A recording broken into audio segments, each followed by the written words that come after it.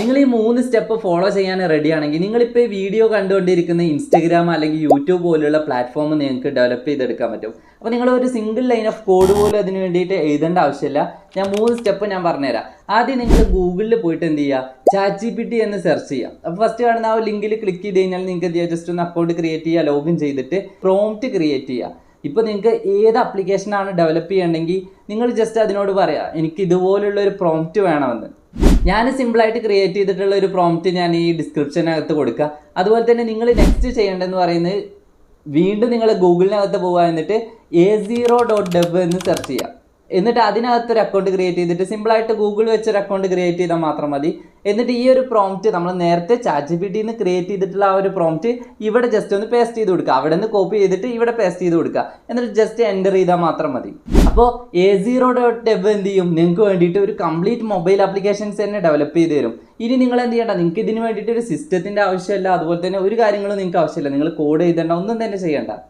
Next അതിനകത്ത് തന്നെ ഒരു സ്കാനറിൻ്റെ ഓപ്ഷൻ ഉണ്ട്. അപ്പോൾ ഇത് നമ്മൾ ഇനി എവിടെ സ്കാൻ ചെയ്യാം, മൊബൈലിനകത്ത് സ്കാൻ ചെയ്ത് ജസ്റ്റ് ക്യാമറയിനകത്ത് സ്കാൻ ചെയ്ത് കഴിഞ്ഞാൽ കിട്ടില്ല.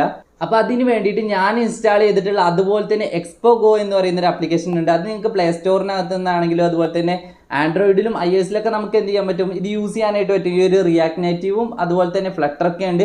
ഇപ്പോൾ നമ്മൾ ഇതിനകത്ത് റിയാക്ട് നേറ്റീവ് വെച്ചിട്ടാണ് ചെയ്യുന്നുണ്ടാവുക. ഓക്കെ, അപ്പോൾ ആ ഒരു ആപ്പ് ഇൻസ്റ്റാൾ ചെയ്ത് കഴിഞ്ഞാൽ അതിൽ ജസ്റ്റ് നിങ്ങളൊന്ന് ലോഗിൻ ചെയ്യുക. എന്നിട്ട് ഇവിടെ ഒരു സ്കാൻ ചെയ്യാൻ ഓപ്ഷൻ ഉണ്ട്. അത് വെച്ചിട്ട് മൊബൈലിൽ സ്കാൻ ചെയ്ത് കഴിഞ്ഞാൽ അവിടെ നമ്മൾ പ്രോംപ്റ്റ് കൊടുത്ത അതേ ആപ്ലിക്കേഷൻ, കംപ്ലീറ്റ് ആപ്ലിക്കേഷൻ ഇവിടെ നമുക്ക് എന്ത് ചെയ്യാൻ പറ്റും, നമ്മുടെ മൊബൈലിൽ റൺ ചെയ്ത് നോക്കാനായിട്ട് പറ്റും. അപ്പോൾ ഇതുപോലെയാണ് എന്ത് ചെയ്യുന്നത്, ഡെവലപ്പേഴ്സ് ക്രിയേറ്റ് ചെയ്യുന്നത്. പക്ഷേ അവർ മോസ്റ്റ്ലി AI മാത്രം യൂസ് ചെയ്തിട്ടില്ല. അവർ എന്ത് ചെയ്യും, സ്റ്റെപ്പ് ബൈ സ്റ്റെപ്പായിട്ട് കോഡും കാര്യങ്ങളും അതുപോലെ തന്നെ അതിനകത്ത് എറർ ഹാൻഡ്ലിങ്ങും കാര്യങ്ങളൊക്കെ ചെയ്തിട്ടാണ് ഡെവലപ്പ് ചെയ്യുന്നത്. പക്ഷേ നിങ്ങൾക്ക് എന്ത് ചെയ്യാം, ജസ്റ്റ് ഒന്ന് ടെസ്റ്റ് ചെയ്ത് നോക്കാൻ പറ്റും.